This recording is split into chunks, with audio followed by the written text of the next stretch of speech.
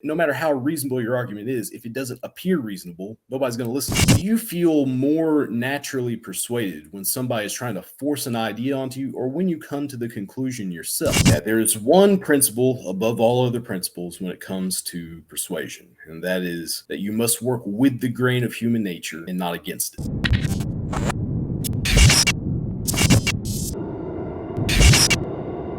Hey everyone, this is what your pastor didn't tell you. Today I'm on with David Dockery, and we're going to talk about how you can convince your Christian brother of pretty much anything. Hey David, how are you doing today? What are we going to be talking about, and what is your background in this discussion? Hi Zach, my name is David, as you introduced me, and today we want to talk a little bit about religious disagreement and persuasive techniques that we can use in religious disagreement, especially between Christians, because this is a really important topic. As for my background and how I got involved in this discussion, I am a Ph.D. student at the University of Texas A&M. I'm very early career, so I don't have a whole lot of stuff published or anything yet, but I have presented some at conferences, and I've been involved in Christian communication for quite a while now, at least as far as as I reckon it. As for how I got involved, I suppose it can go all the way back to when I was like 17 years old. So in my 17th year for Christmas, my parents gave me a little book called Thank You for Arguing by Jay Heinrichs. Apparently, I was a very argumentative teenager. So what did my parents do? They gave me a book for it, and I'm very grateful for them doing that, because this book really changed the way I looked at the world, and it got me started on this journey to studying rhetoric, which is the art of persuasion. And so I read that little book cover to cover, started carrying it around with me, and I thought, man, this is really great. I want to know more about this. So time came for me to go to college. I majored in communication, and I went through that. I was on the debate team for a little bit, gave lots of speeches. That's what a lot of my classes were about: persuasion, public address. And I finished up my undergraduate degree, and I decided, I don't know enough about communication yet. I want to learn more. So I applied to grad school, and I ended up getting an MA at Wake Forest, which turned out to be a pretty good school. God really blessed me there. And after that, I decided, I still don't know enough about communication. So I applied to graduate school again, and now I'm pursuing my PhD at Texas A&M, which is a wonderful school. I love the Aggies, and I've been extraordinarily blessed. And it wasn't just a desire to understand communication. It was also my Christian faith also really influenced me in this desire, because around this same time, especially when I was in my undergraduate degree, I became interested in how Christianity related to the broader culture at large. I was mentored by a lot of great people in the church, and I decided that I also really fell under the influence of reading philosophers like William Lane Craig and Alvin Plantinga. And I was really inspired by their story of how they went into the academy and, performed well in their field and just did a very good job while trying to provide a Christian witness. And I thought to myself, that's something that I want to do. But I looked around and I realized that the field of philosophy had a lot of great Christians in it already. And not that there's not more work to do there, but I believe that God has really worked there. So I decided I wanted to pursue communication, which was something else I was already interested in. And it turns out there's a lot of great Christians in the field of communication too. I just wasn't as aware of them. So I've been really blessed to be involved in that. As things stand right now, I don't have like a very specific research direction I've decided on yet, but I am really interested in this topic of Christianity and disagreement, and my goal is to do research that will help the church. So yeah, that's my basic background behind this whole discussion. And of course, I make this sound like it was just me making decisions and stuff, but I believe God's hand was behind it the whole way. I was very blessed to have come to the Lord in a believing family at a young age. So I definitely see God's providential hand behind all this. So yeah, that's my background. That's awesome. Is a question. So I don't know if you can see it. Maybe my screen's just being weird. Your chair, like, is it like a rocking chair? Or Yes, okay. Do you it think is it moves possible ever that's so moving, slightly. or do you think the camera might be moving? I think it's the chair moving. Um, Okay. I mean, if it's not a huge deal. But, I'll try to keep it but more steady. This I is know when like you the get only blank excited. wall I have in my apartment. Uh, so Nice. I That's was funny. opting for a neutral background. Yeah, smart. Um, okay, yeah. So something that I really appreciated with your input in on this topic is that I gave you some questions, future questions to ask you for this, and you went and you said, "Well, first we got to start with the Bible. We got to start with what the Bible says on this topic," and I thought that was really awesome. So, David, can you give us just some general thoughts on what does the Bible teach about disagreement and how we're supposed to do it? Okay, so when it comes to the topic of disagreement, especially between Christians, the very first place, as you said, we have to look is the Bible. This is God's revelation to us. This is how God wants us to handle things. So I think, and God says a lot about communication.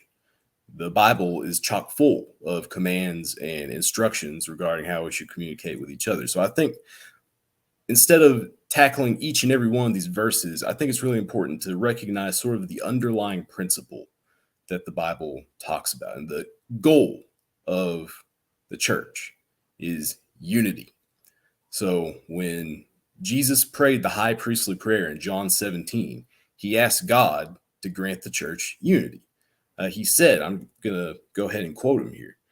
My prayer is not for them alone, them being the disciples, later the apostles. I pray also for those who will believe in me through their message, that all of them may be one, Father, just as you are in me and I am in you. May they also be in us, so that the world may believe that you have sent me. I have given them the glory that you gave me, that they may be one, as we are one, I in them and you in me, so that they may be brought to complete unity.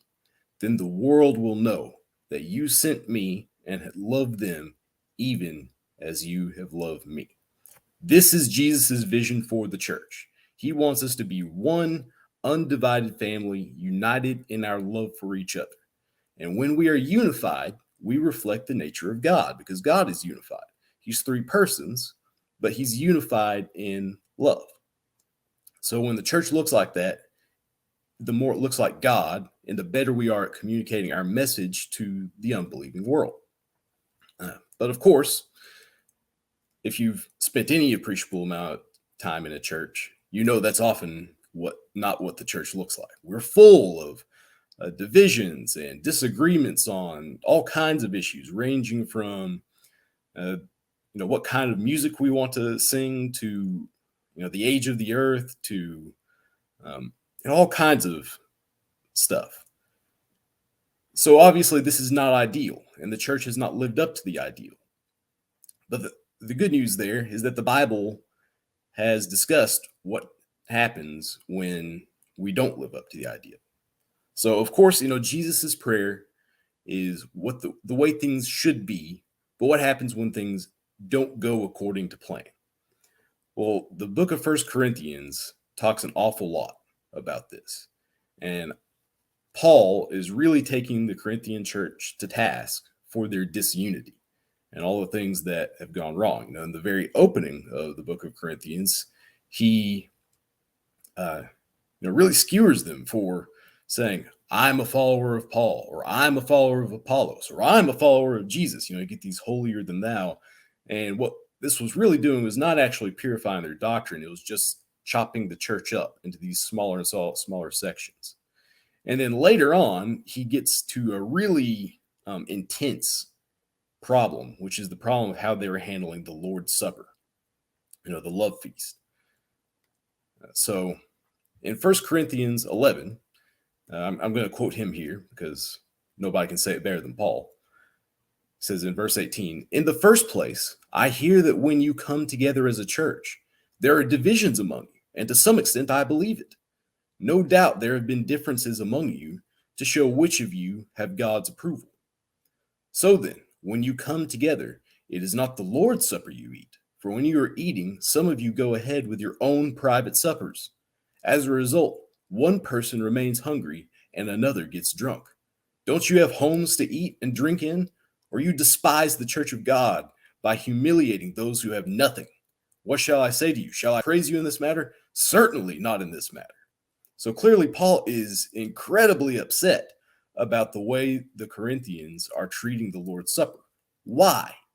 Because they're treating it in a way where they're not united in love. The rich will come in, and in this era, the Lord's Supper is like a supper. It's a meal that they would eat together. And part of the ideal here is that it feeds the poor too. But the rich were coming in, and they were eating their, big feast that they brought with them, and the poor had nothing. And this was not the way that the church was supposed to be. So this naturally results in two factions. And this is a division, right? So the question is this division wrong? Well, in one sense, it is wrong. It's wrong that it exists. There shouldn't be this kind of division. But in another sense, it's a division that has to exist. Why? Because people who do the right thing and people who do the wrong thing are naturally distinct from each other. So there was one possible way to unity here, of course. The people who were celebrating the Lord's Supper wrongly could have said, you know what? In the interest of unity, we are going to treat the Lord's Supper the same way as the people who are profaning it and taking it irreverently are taking it. And in that sense, the Corinthian church would have been united. But do you think Paul would have been happy with that kind of unity? Well, of course not. Unity in sin is not a unity worth having. So Paul was, so clearly there's a division that had to happen here. And we know that Paul was not happy when people united in sin, because there are other occasions in the Corinthians church where everybody got along with the sin. A good classic example here is the couple who had incest, and the whole church seemed to be okay with this incest. And Paul's like, no, this is wrong. You should excommunicate these people. So the lesson here is that it is never right to do wrong. If you are firmly convinced that your church is going down the wrong path or teaches false doctrine, then you have a responsibility not to follow. And that's a kind of division that the Bible allows. So practically speaking, how should you respond? Well, remember Jesus' prayer. He wants us to be united in love. Love builds up. It's about restoring people to the right path. So ideally, you try to avoid dividing the church as much as possible. Maybe you start this with a private conversation. Say, hey, brother, I think that you're wrong here. I think that this is an important thing that we need to discuss. And don't do this lightly. Don't just pick a fight to be picking a fight. That's contrary to God's will for unity in the church. And of course, these private disagreements, they may eventually have to become more public. This is especially the case in stuff like clergy abuse. And I'm not an expert on that, so I'm not going to, talk too much about that. But there are certainly issues that need to be brought before the whole church. But don't jump to the nuclear option first. Always try to hash things out person to person first, and to not have these conversations with the goal of humiliating the other person, but to have like this constructive, path to restoration. And in case my word is not enough for like this whole being cautious about our communication, I think it's really important to pay attention to what James says, because if there's one principle about communication in the entire Bible, it's that communication should be careful and deliberate, and only after you listen. James says, James 1:19 through 20 here, I'm going to read from the NIV. My dear brothers and sisters, take note of this. Everyone should be quick to listen, slow to speak, and slow to become angry, because anger does not produce the righteousness that God desires. And later, he's even more emphatic about the dangers of idle speech. In James 3:6, he says, "The tongue is also a fire, a world of evil among the parts of the body. It corrupts the whole body, sets the course of one's life on fire, and is itself set on fire by hell." I really think we should stop and dwell on James' point for a moment. Think about how powerful language is. Think about how few words it takes to change someone's life forever. Guilty, Your Honor. I want a divorce. It's cancer. The ability to communicate is enormously powerful. And if we do not wield this power responsibly, we absolutely become gateways to hell. And in effect, that's what we do when we divide the church. We're dividing the army that's besieging the gates of hell. So, just some questions to ask before you get into an argument with a fellow believer. Is it worth it? Am I honoring God with this conversation, or am I just boosting my own ego? Are my words going to help my partner to heaven or expose them to hell? And if you can't answer those three questions in good conscience, I encourage you to just let it drop. Some arguments aren't worth having.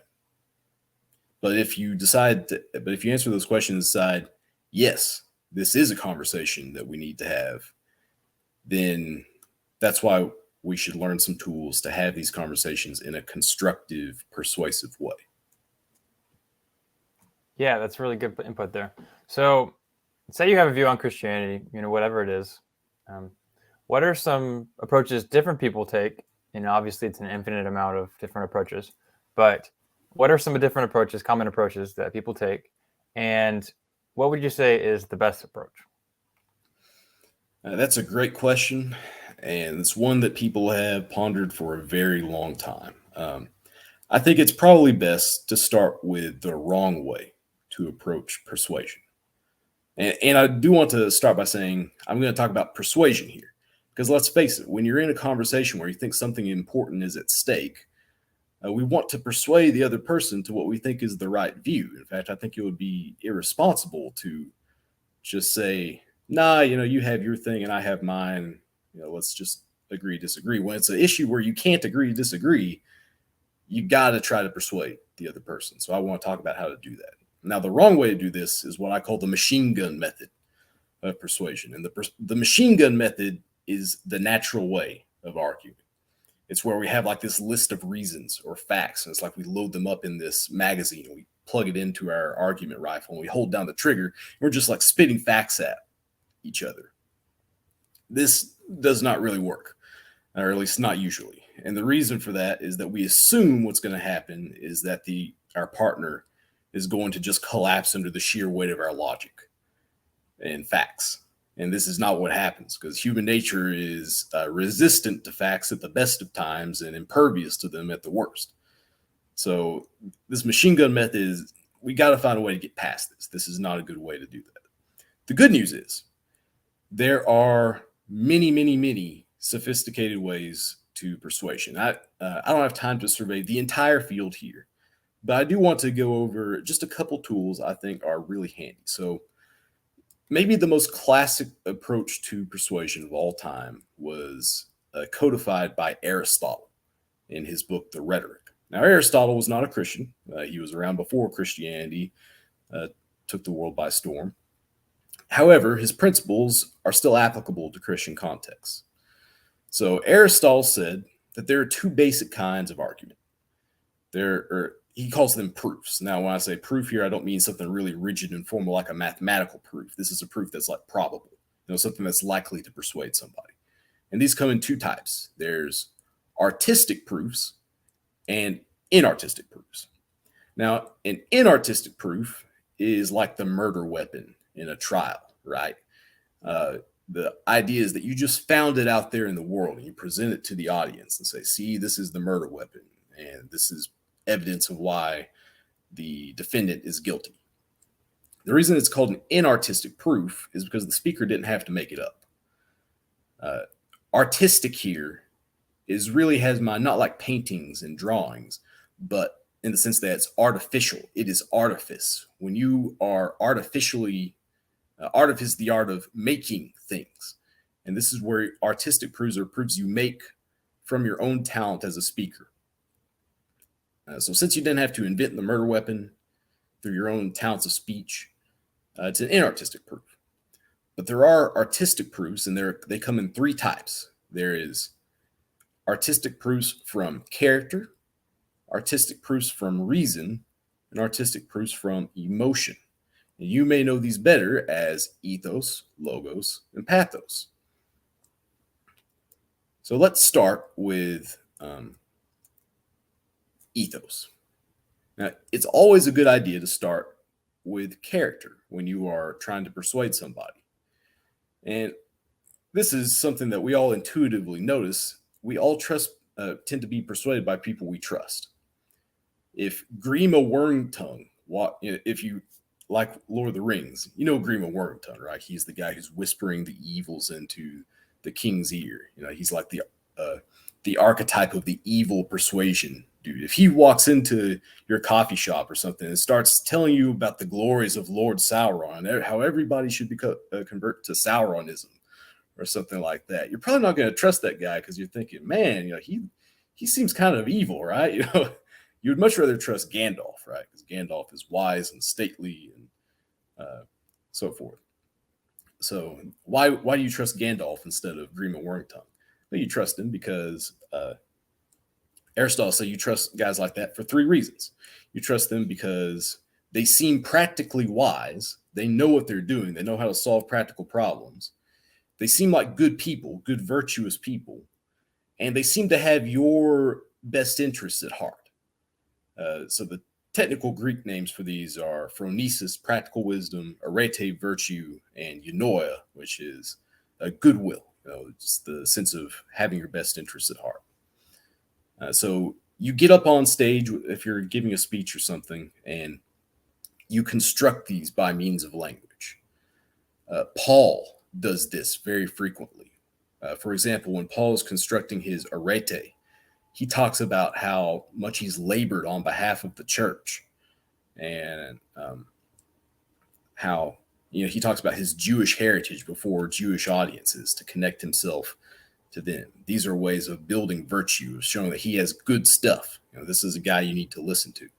And paradoxically, with Paul, some of the ways he builds his virtue is by talking about how terrible a person he is.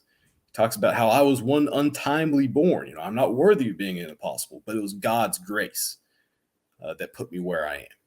And that's kind of a uniquely Christian way of building virtue. But this is stuff that even the apostles used. They were not averse to using these persuasive techniques.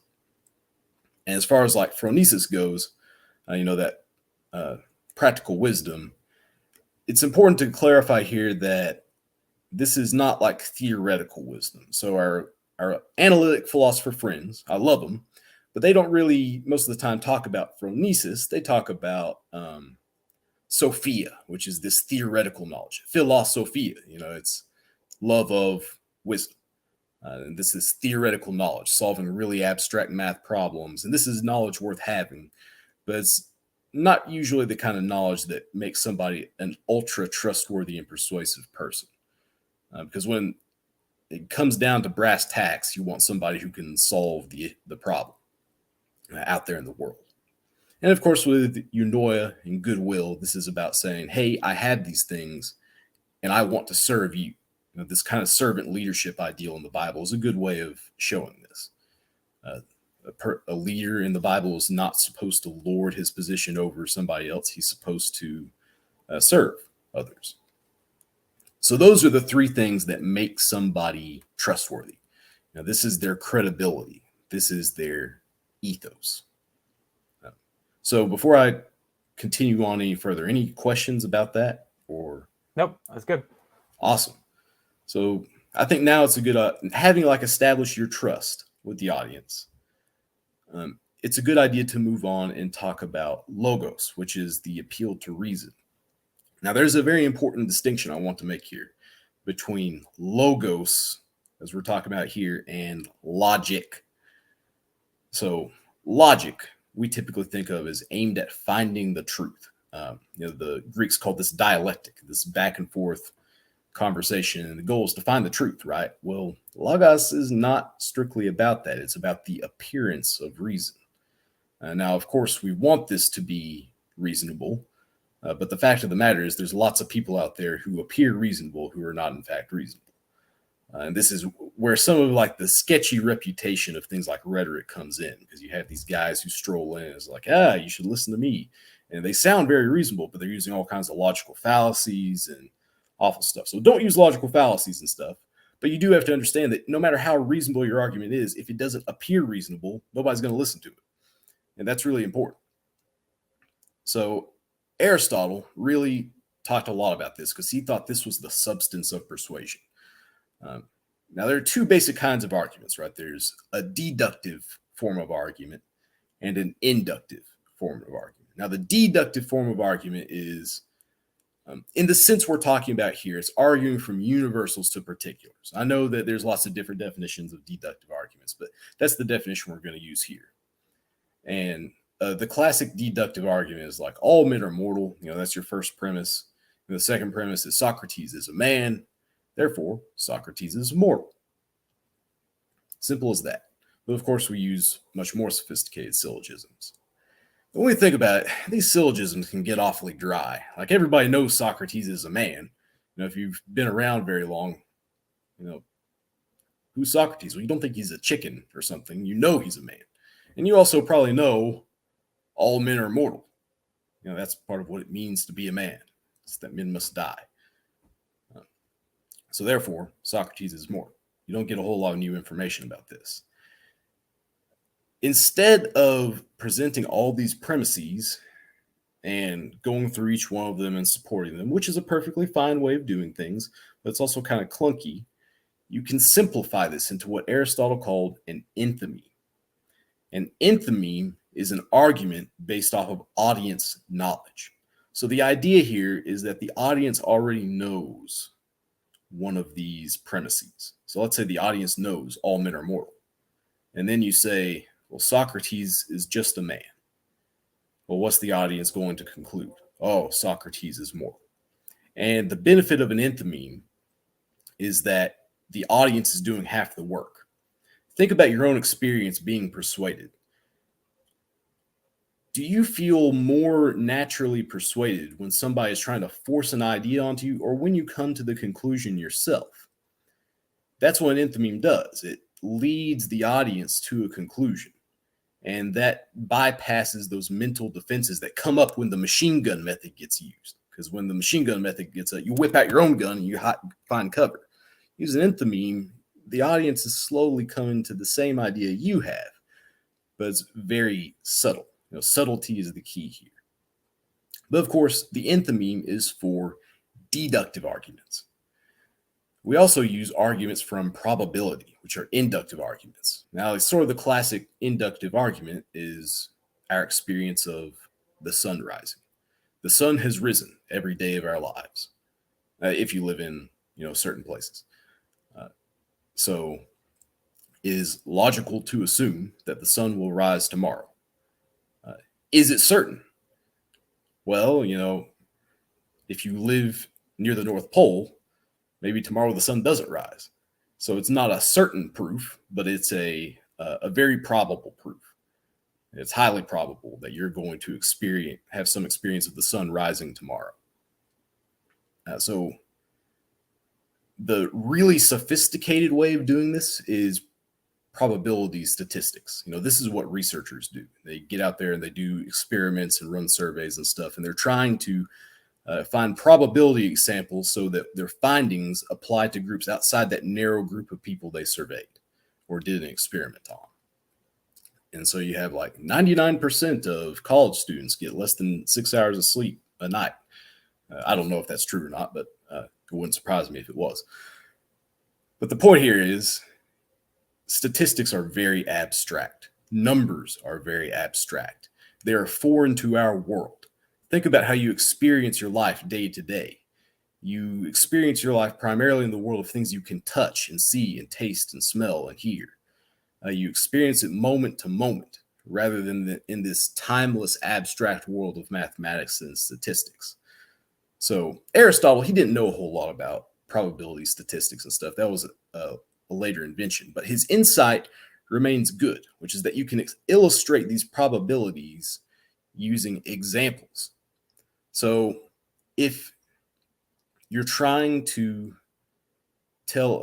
argue that there should be like a curfew or something for college students, then you might cite that statistic about 99% of college students getting less than 6 hours of sleep a night. And then you would jump into the example of Bob.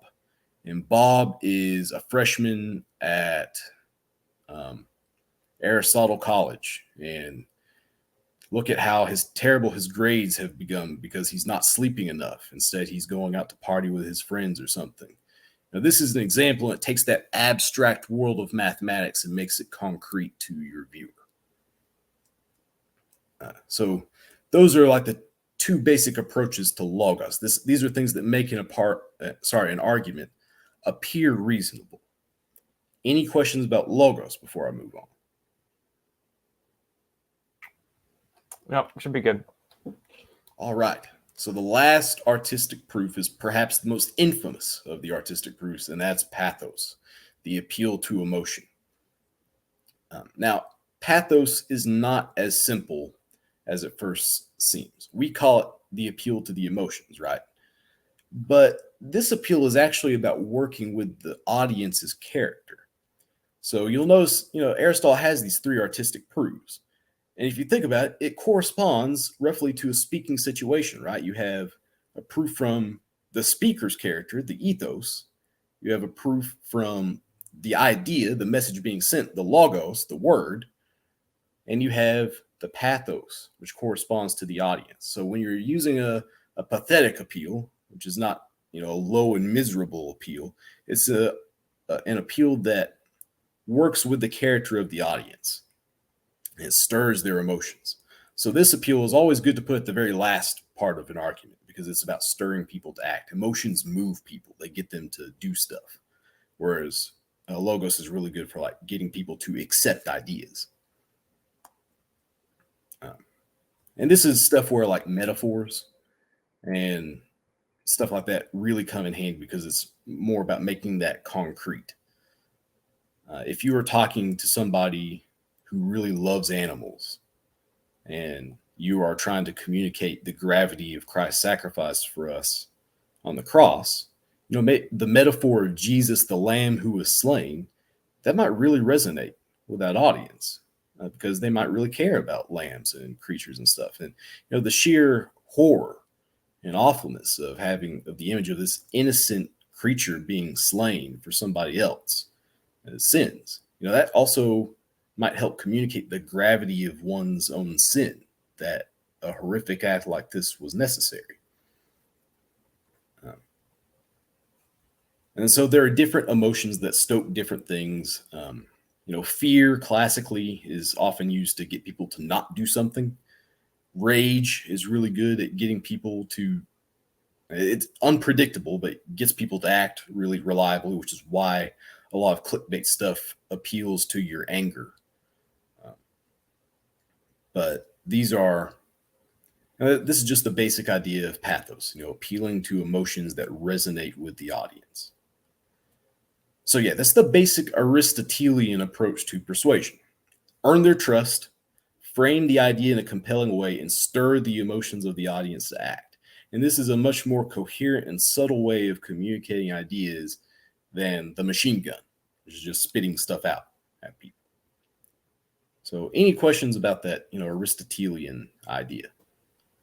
Yeah, so I'm actually curious. So if you're like, specific example situation, say you have like a specific theological belief and you have a friend that disagrees with you, like, can you give us like a brief example of how you would go about using these principles that you've been talking about to discuss with him?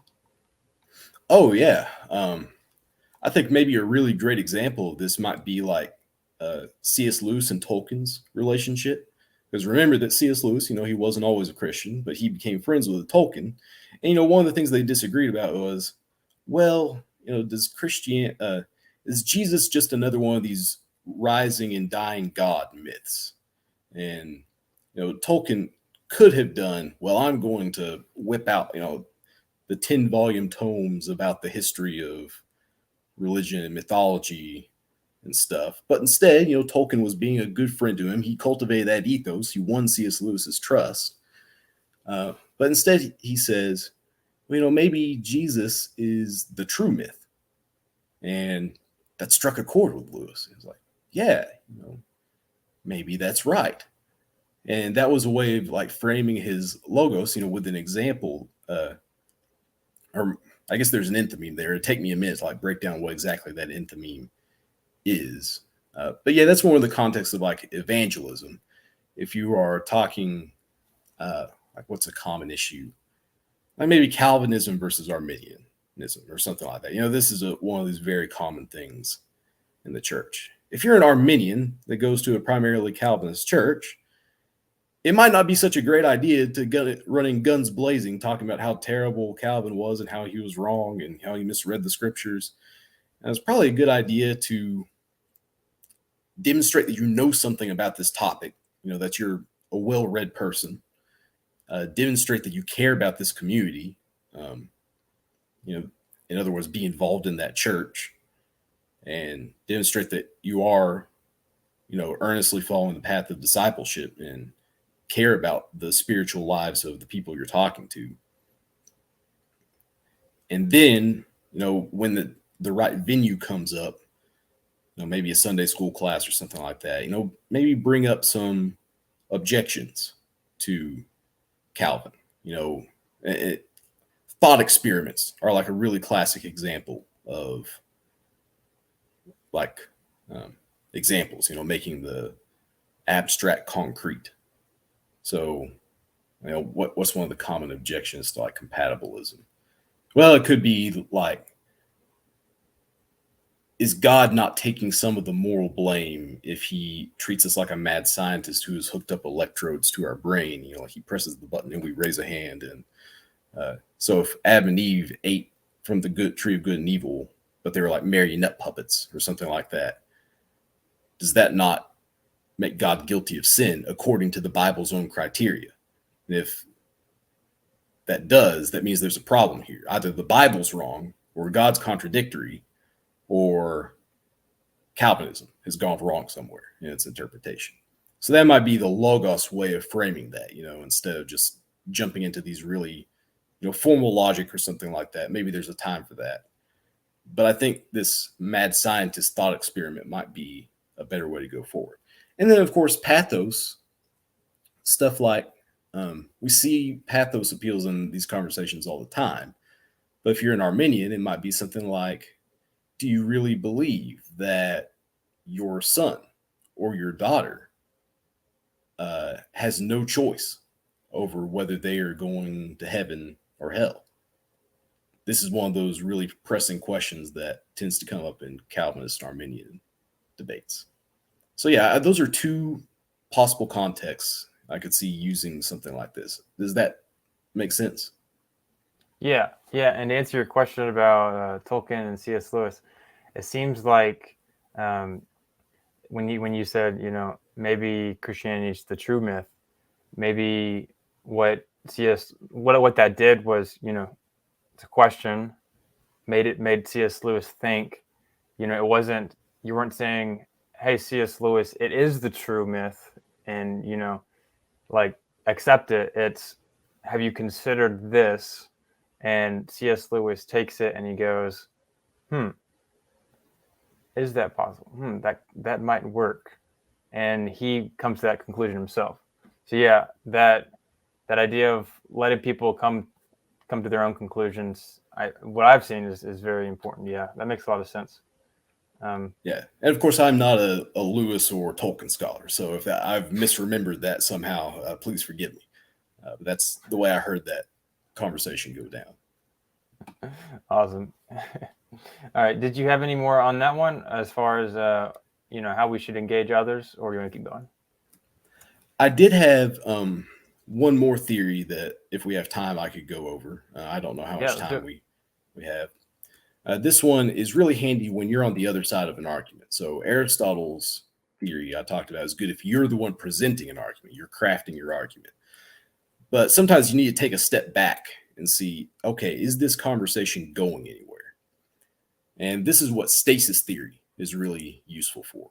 Stasis theory was a theory that's very ancient, goes back to the Greeks and the Romans, and it's about finding the point of clash, the point of disagreement, because we've all been in conversations where it feels like we're just talking past each other and we're not getting anywhere. So how can you escape that? Well, stasis theory is a really good way to do that. And stasis here means like the point of disagreement. So there's lots of different versions of stasis theory, but I want to go over what I think might be like the classic version. And it says that there are 4 main points of disagreement. So the first one is called the stasis of conjecture. The stasis of conjecture is about the facts. Did something happen or did it not happen? Does a thing exist or not? So if the argument is over the resurrection of Jesus, and one side believes that it didn't happen, and another side believes that it did happen, then that is a stasis over conjecture. You're arguing about the fact of the matter. And same thing about just generic questions about God's existence. And this is the stasis that Christian apologists who are arguing with atheists are frequently at. Because, of course, the atheist doesn't believe in God. So the persuasive goal here is to convince the person to believe in God, or to believe in the resurrection. That's the first stasis. The second stasis is the stasis of definition. Suppose you are a Christian and you're disagreeing with a Muslim. Now, this kind of argument is a little bit different than the argument you would have with an atheist, because both the Christian and the Muslim believe God exists. The question is, well, what kind of God exists? Is God a Trinity, like the Christians believe, or is God, this singular entity, one hypostasis? Well, you're arguing about the definition of a thing. And so that's the stasis of definition. Suppose, however, you meet someone who thinks that this issue just isn't all that important. Maybe he thinks everybody goes to heaven, so it doesn't matter what God you worship. Or maybe you're talking to somebody who thinks God is evil and undeserving of our worship. So in that case, you're at a third stasis. Whipping out the cosmological argument is not going to get you anywhere in this conversation, because implicitly the person already exists that God exists. You even agree on what kind of God exists. You just disagree about the morality of, or the importance of this topic. And this is the stasis of quality. So when you're dealing with somebody who's dealing with like the emotional problem of evil, as we like to call it, this is what this stasis is. They may have intellectually accepted, okay, God exists, but he's evil and he hates us. And so the challenge here is not to say, well, God really exists. It's to say, no, God is good and he cares for his creation, even though a lot of times it doesn't seem like it.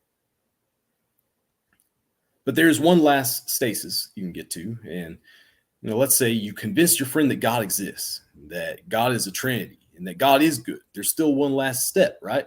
You got to convince your friend to take action. It's not enough to just know all this stuff in your head. You have to have faith. You have to believe in your heart. And this stasis of taking action is called the stasis of policy. Getting somebody to do something, whether that's praying a prayer, getting baptized, attending church.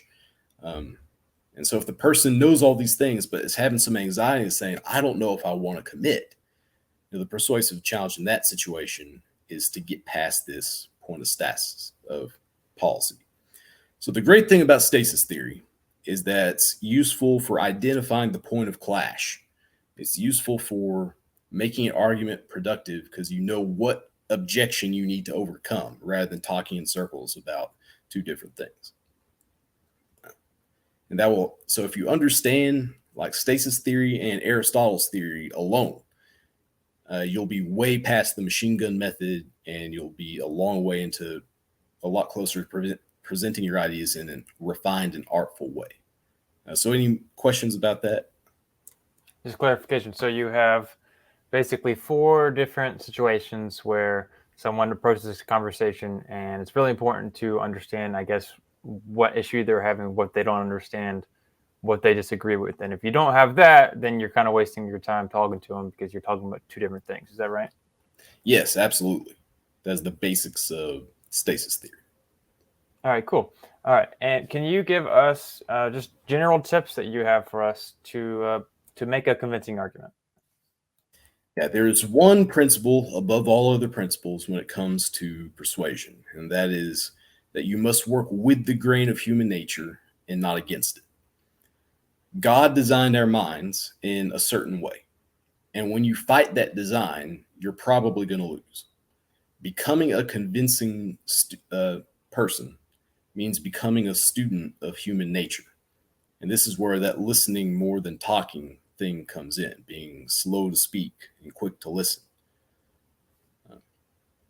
And what does this mean practically? Well, that listening part is really important. And get a sense of who a person is and where they're at. And take these things into account when you're communicating with them. If you know somebody hates the color purple, don't wear a purple shirt when you're trying to convince them of something. Don't talk about movies and stuff if somebody doesn't watch movies. Take into account the wants and needs of other people. And apart from like individual quirks, there are also general facts of human nature. And this is something that psychologists of persuasion spend a lot of time on. For example, it takes effort to think. So the more effort it takes to comprehend your argument, the less likely it is to be persuasive, right? Because the brain doesn't like having to expend a lot of effort on stuff. So if you can make your argument easily slide into the audience's mind, it's more likely to get through. And this is why advertisers spend so much time trying to simplify their message down into the easiest and most compact form. They add little stuff like jingles and turn it into images or stories. And because this penetrates the mind better than abstract logic. In fact, Jesus was the all-time master at this. His favorite way of communicating was with parables. He loved to frame his arguments as stories. So if you look at the general way Jesus communicated, he would look at the people in his audience and he would cast them as characters in a story. And then he would tell a story whose plot explained their relationship to God. And I really like the parable of the prodigal son, partly for this reason. Timothy Keller's exegesis on this narrative is really good at breaking down how Jesus does this. The basic idea is that when you look at the parable of the prodigal son's context, Jesus was talking to a crowd full of self-righteous Pharisees and sinners and tax collectors. So what does he do? Well, he could have just gone on this long discourse about how terrible hypocrisy is, like he has done in other cases. But instead, he tells this amazing story. He talks about how a prodigal son dishonored his father and takes his inheritance and squanders it. And the son finally decides, you know what, I would be better off being a slave in my father's house than I would be just wandering out here destitute. So the younger son comes back and he's about to launch into the speech he's prepared to try and convince his father to take him back. And what does the father do? He runs out to meet him. He grabs him, he puts the ring on his finger, and he throws a feast. And then the elder brother comes out, right? The elder brother is like, he's ticked off at dad. He says, I work for you all the time, and you never even give me a goat. And your wretched younger brother comes back, who's wasted the family, considerably reduced our fortune. And what do? You just accept him back. Who does something like that? And the father says, I love you. I love you both. But the younger son was lost, and now he's found. So come on in, enjoy the feast. So the story ends with the tension of, will the elder brother come in and join the feast, or is he just going to sit out in the cold? Well, who are these characters? The prodigal son is the sinners and the tax collectors. The Pharisees are the elder brother. And once you grasp your place in the story, the message hits you. And that's really penetrating. Jesus does this very often. It often takes a minute for the Pharisees to figure it out, but when it does, it enrages them because they know that he's actually talking about them. And it also gives great hope to the tax collectors and the sinners in the audience because it lets them know that God loves them too, and he's willing to take them back. And the Father, of course, is Jesus. So this is like Jesus's modus operandi, his way of communicating and arguing. He always liked to do it in stories, as opposed to a lot of these more formal disputations. He does those sometimes, but for the most part, it's with these stories because they make the abstract concrete. He's working with the human nature God created us with. So yeah, that's really. I was just gonna say that's super powerful as far as. Now, what an interesting story! I've never heard it like that. I don't know if you've seen The Chosen, but Matthew's the tax collector and he's hated by his family. Everyone hates him, but he grew up a Jew and he's more of a friend to the Romans than he is to his own brothers and family. And that's so crazy. That's so crazy to think about. God's the Father welcoming us back. That had to be crazy for them.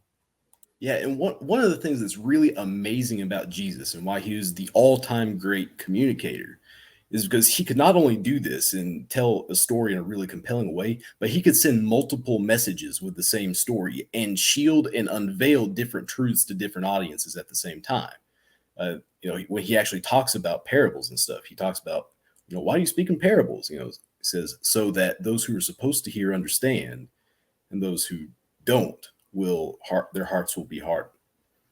So Jesus was able to achieve all these communication goals with one message, and nobody before or since has ever lived up to the power of Jesus as a communicator. That's awesome, but I interrupted you. Let's see. Okay, yeah. You ready to keep going? Yeah, of course. All right, cool. All right. So how would you say your approach changes when, you already know the person you're talking to, you already have a relationship, they already trust you. How does that change? Yeah, so this is somebody who disagrees with you, right?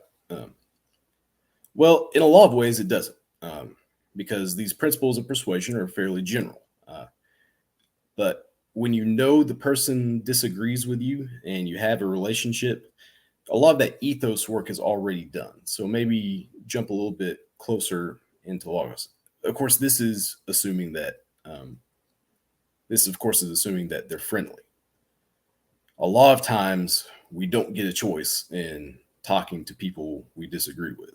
Sometimes we have to face what is called, the technical term is a hostile audience. And this is an audience that just doesn't want to listen to you. They might even hate you. Unfortunately, in an ideal world, we never talk to a hostile audience. We just talk to audiences that are open to being persuaded by us. But the reality is, a lot of times you do have to talk to a hostile audience. Moses had to talk to a hostile audience. Jeremiah had to talk to a hostile audience. Jesus talked to a hostile audience. You don't always get to pick your battles. And one of the things that makes a hostile audience difficult is because the kind of disagreement they have is intractable. It's not a kind of disagreement that can be solved by persuasion, at least definitely not in one conversation. And intractable disagreement is very close to like the biblical idea of having a hardened heart. Because, when you have a hardened heart, it doesn't matter. It could be God himself speaking to you and you won't listen because your heart's hardened. It doesn't receive the truth that it should receive. And not every intractable disagreement warrants that kind of theological language, but it is a very close parallel. So if you're in a situation like that, where it's just like, this is not going anywhere. I'm not going to persuade this person. I think you would probably be better served trying to build a relationship than prove a point. Maybe, to extend the agricultural metaphor the Bible likes to use, till the soil instead of immediately planting seeds. Because if you just try to jump straight into proving a point, it's just going to bounce off. And now, of course, in the very worst situation, if you are in a speaking situation where you can't persuade this person and you cannot build a relationship with them, then I'd say that it's time to reevaluate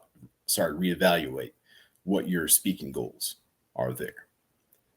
The martyr Stephen did not have a chance of persuading the people who were putting him on trial, but he still spoke. And what he chose to speak on was, he chose to speak in a way that would glorify God, regardless of what the people in that room did or thought. And his words have echoed down through the ages because he chose to prioritize God over winning the hearts of men. And so when you're stuck in a situation like that where it seems hopeless, you just got to speak God's words and trust that God's going to make them count in the end. And this is, in fact, a big part of the Jewish rhetorical tradition. My advisor at Wake Forest, Meg Zulick, she wrote a great paper called The Active Force of Hearing. And she noted that in the Jewish tradition, the responsibility of persuasion falls on the audience and not the speaker. This is Jesus's "he who has a ear, let him hear" thing. It's not Jesus's fault if you don't accept his message. It's your fault because you weren't listening. And in the same, we see a similar idea when God approaches, I believe it was Ezekiel or Jeremiah, the watchman on the wall metaphor, that it's the watchman's responsibility to warn the city that calamity is coming. It's the city's fault if it doesn't take the warning to heed. So if you do your level best and nothing changes, there's no blame on you.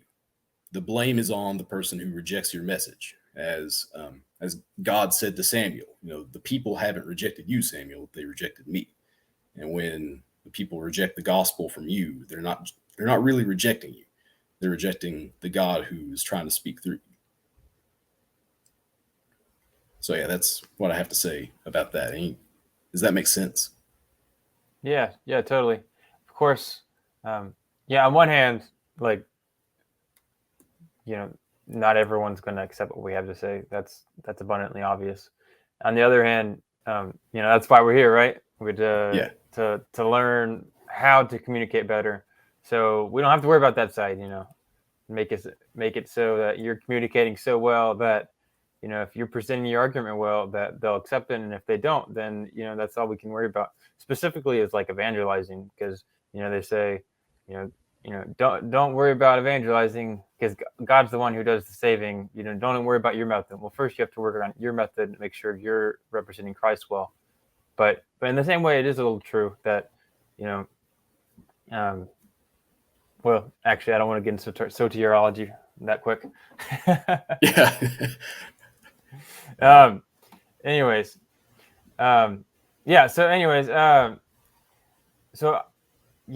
when on the topic of bias, people aren't going to listen. We've heard a lot of everyone's biased. We're not rational robots. Can you talk about whether that is true, that we are actually all biased, and what we can do about that? Yeah. So one thing we have to understand is that God did not create us to just sit around and debate all day.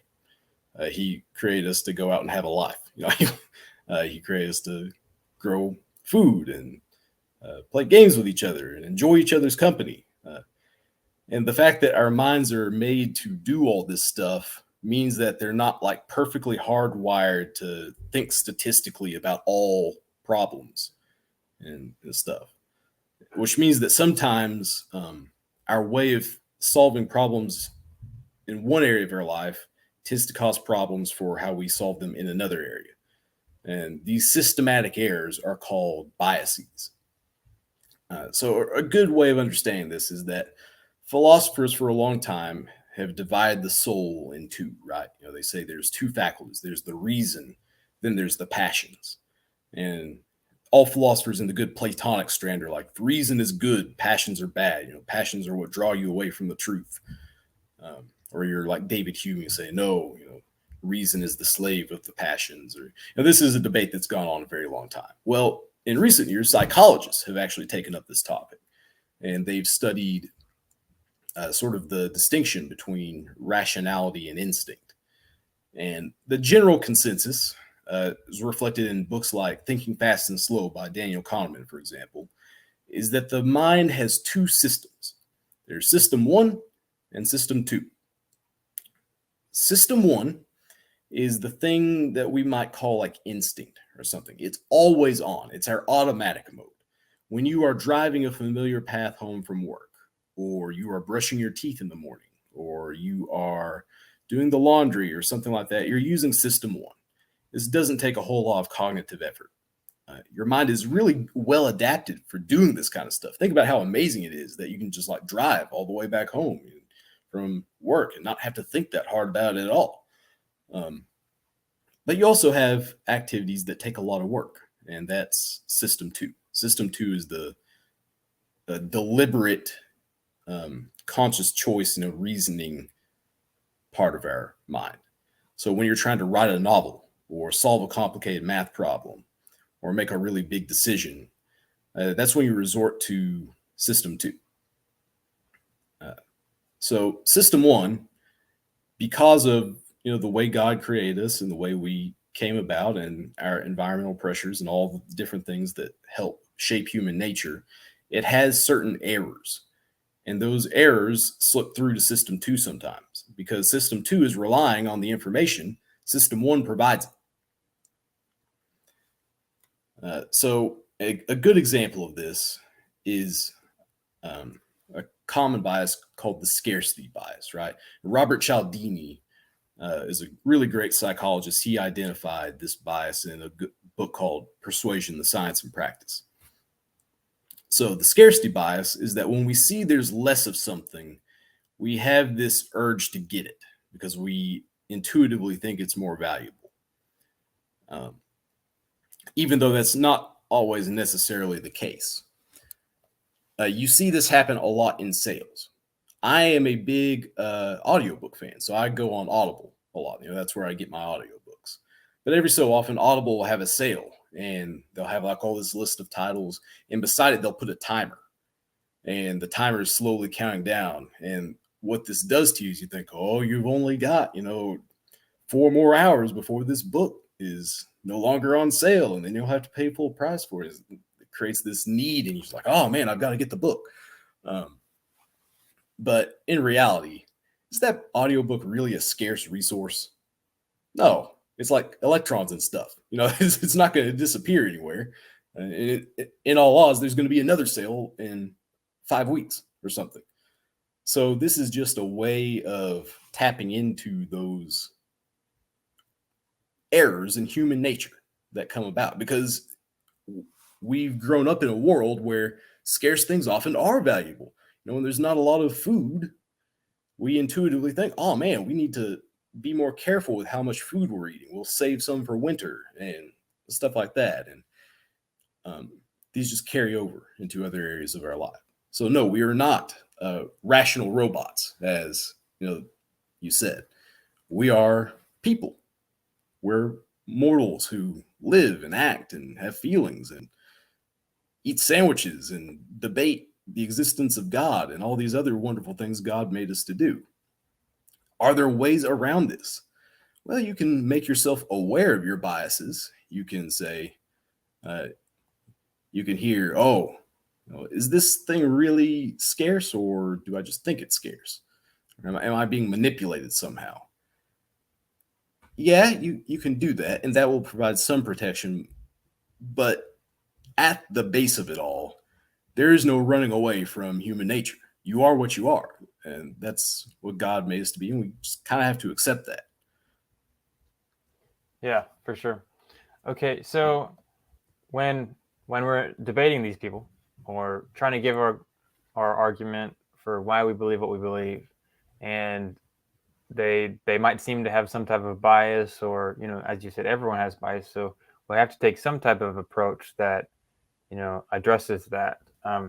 What would you say is a good approach we can take with that in mind? Yeah. So, first of all, the good news is I'm not aware of any one bias that will prevent somebody from believing your argument. So we don't have to worry so much about that. But what often happens is there's a combination of biases that come together that make a productive conversation really difficult. So, for example, we all like to be liked by people who do the things we like. We all want to be famous with the crowd we want to be in with. We all want to be popular, which produces a bias in us to accept only things that make us popular with that crowd and to say only things that make us popular with that crowd. And this sort of results in the phenomenon a lot of people call virtue signaling. Well, a conversation where two people are just virtue signaling back and forth and talking about how great they are and how bad the other side is, that's not a conversation that's going to go anywhere. You're not going to persuade anybody of anything. And Justin Tosi and Brandon Warmke are two philosophers, and they have a really great book on this called Grandstanding, the Use and Abuse of Moral Talk. So how do you get out of that pit? Like, how do you deal with somebody whose biases just seem really strongly against you? This is a situation where you need to take a step back. And instead of going straight to the heart of the issue, dig around the edges and try to broaden your opponent's horizon. So, for example, I know your channel talks a lot about Genesis and the age of the earth and things like that. A very important topic, but this is one of those things where people have really strong feelings. And a lot of times there's like a social cost to changing your mind about this kind of thing. If you're really big into one community or the other, and you say, gee, maybe that other guy's right.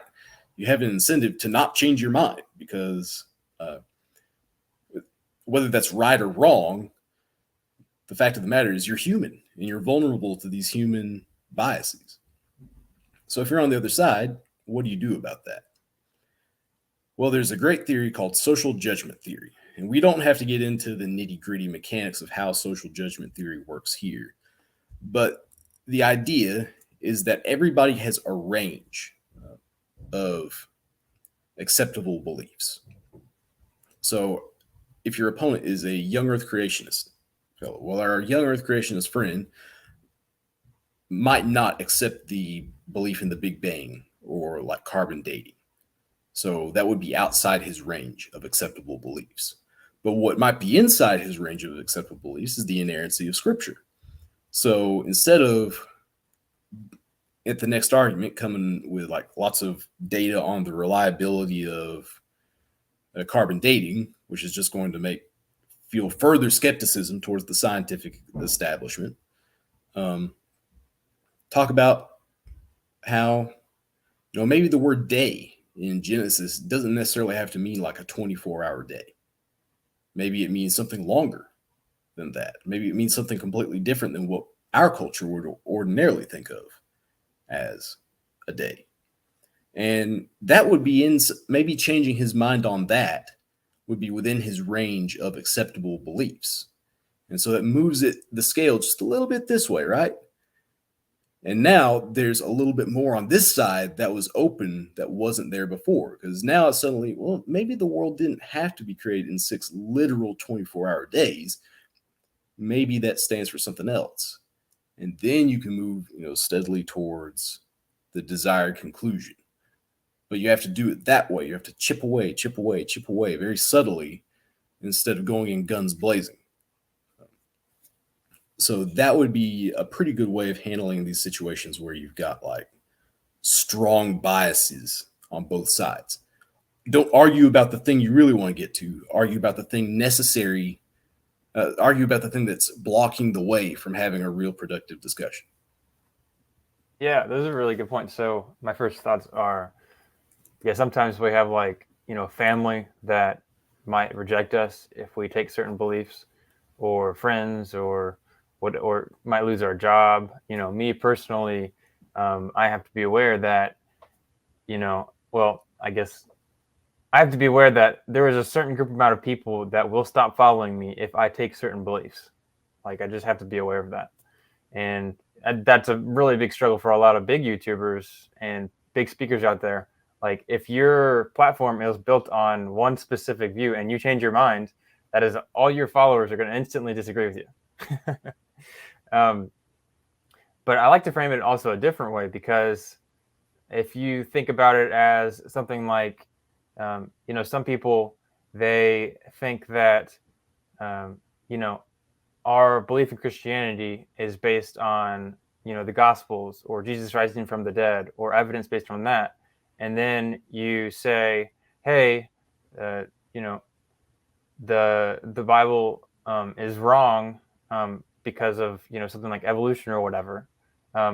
Someone's not going to be like, oh, well, I agree with you, because the truth of the matter is that, they already feel like they have really good evidence for Christianity. If they have really good evidence for Christianity, they feel like they can't believe in Christianity and evolution. So they have to. So you might be arguing about, the evidence of one belief, but really, just from a psychology perspective, people aren't always aware of what they're really thinking. So, there might be a hidden perception of evidence that we're not taking into account. Do you have any thoughts on that, as like how we can approach that?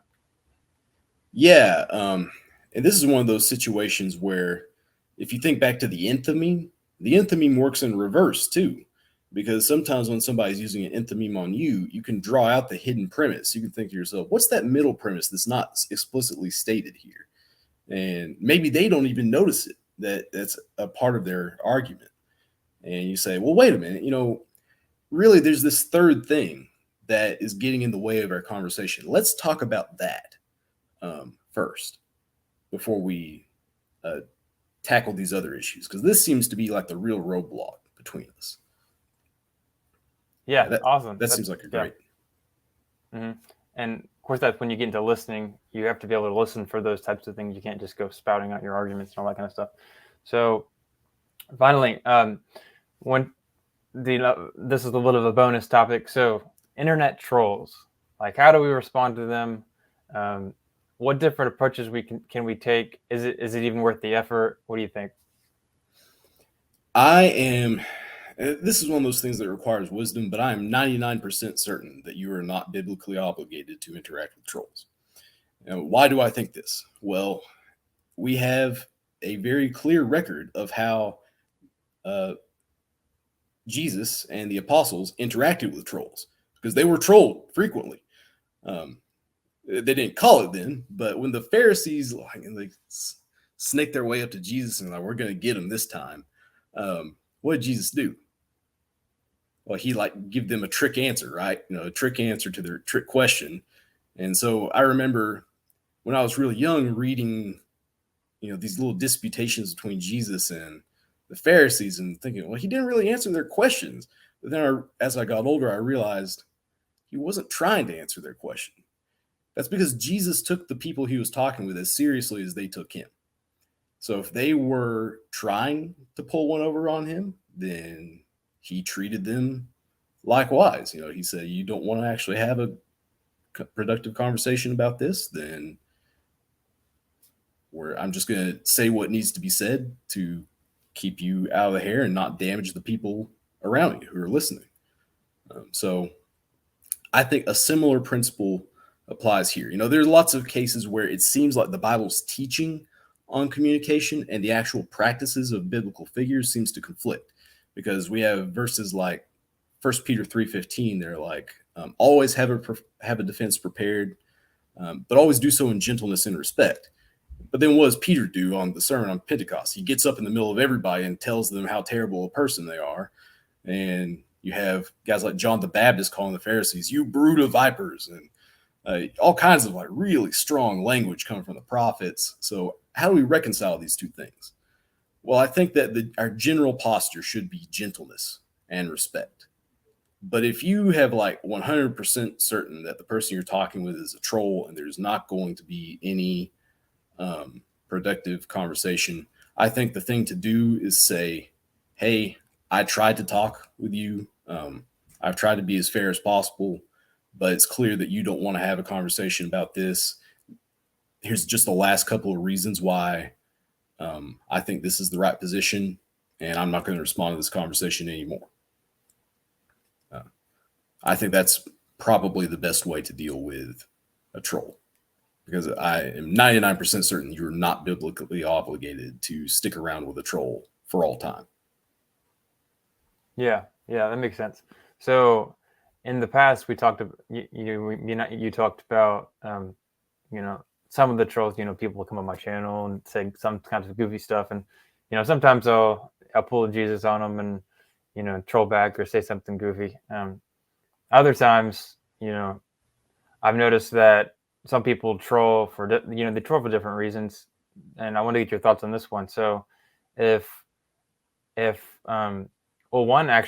people are watching or reading what your conversation is, that could be a good teaching point for other people. Or a good example as far as like a Christian way to respond. So maybe if someone trolls you, they say something mean or whatever, you can respond in a Christian way. Or you can pull like, Greg Koukl, like, ask questions, maybe try to get them to think. Those are two. To give your thoughts on that, one last question here. Oh, yeah. Well, I do want to say, like, with Greg Koukl's book, Tactics, that's a great book. I highly recommend that book. I keep a copy myself. But you also have to understand that there are limits to these things. Asking a question isn't a cure-all to somebody who's really recalcitrant to change. Because I've had people try to Columbo me, and I just answered all their questions. So it has limited use. It's useful, but it's not perfect. But yeah, if God is calling you to communicate with somebody who seems like they have a really hard heart or something like that, don't ignore the call. I'm just saying that you don't necessarily have to. There's no obligation to just engage with trolls all the time. There are more productive uses of time. Okay, one last thing. So some people take Jesus's talks with the Pharisees and other people that disagreed with him, and they see that he's a bit harsh with them, or even John, even as you said, brood of vipers, all that kind of stuff. And some people take that as it's okay to be mean, essentially. Like, if I'm mean to them, if I'm harsh with them, it'll be a wake-up call for them. Do you think this is ever an effective way to communicate? Well, again, this is one of these really tricky subjects because it's one of those places where it seems like the teaching of Scripture contradicts with like the actual practice of people in Scripture. We're told to turn the other cheek, to not lash out. And at the same time, we see people who are doing this who seem to be lashing out. One thing that I think might be, I don't know if I have a definitive answer here, but I do want to provide what I think might be a way forward in this, dilemma. Is that when we look at people like Jesus and John the Baptist and Peter, what office did they hold in the church? Well, they were teachers. It was their responsibility to demonstrate what right doctrine was and wrong doctrine is. So this is not like the average person in the church who is doing this thing. It may, and in the cases where John the Baptist and them were doing it, it may have been a necessary part of prophetic critique of the people he was talking to, because that's what John was. He was the last prophet, right? The last of the Old Testament prophets.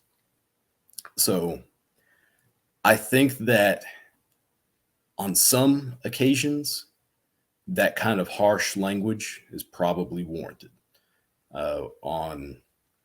There's a whole field dedicated to studying this prophetic rhetoric. I am not a master of this, but there's like tons and tons and tons of people out there who study this kind of thing.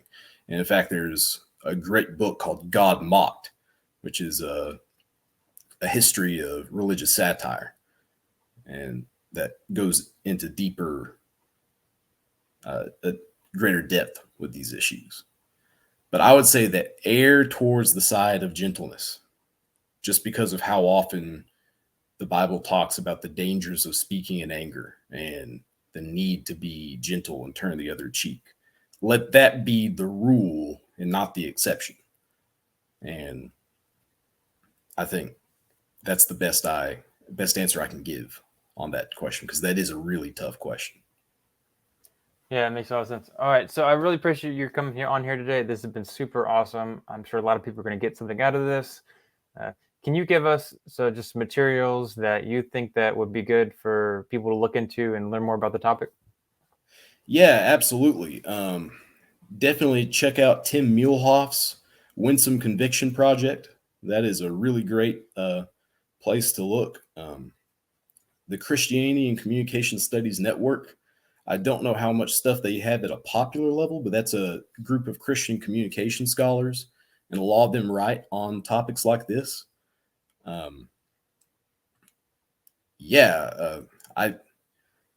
have a Substack that I occasionally post, some on this topic about. I've talked about Christian persuasion and stuff there, but that's not quite on the level of Tim Muehlhoff. If you're looking for like disagreement between Christians, I really would recommend him. He's got some amazing stuff. Awesome. All right, David, thank you so much for coming on here. Is there anything that you would like to advertise, or are you simply doing this out of the goodness of your heart? Oh, I'm afraid I have nothing to peddle. I just hope that somebody out there will find it useful and they'll glorify the Lord. Amen. Amen, brother. All right. Thank you so much, David. Hope you have a great rest Thank of your you, day. Zach.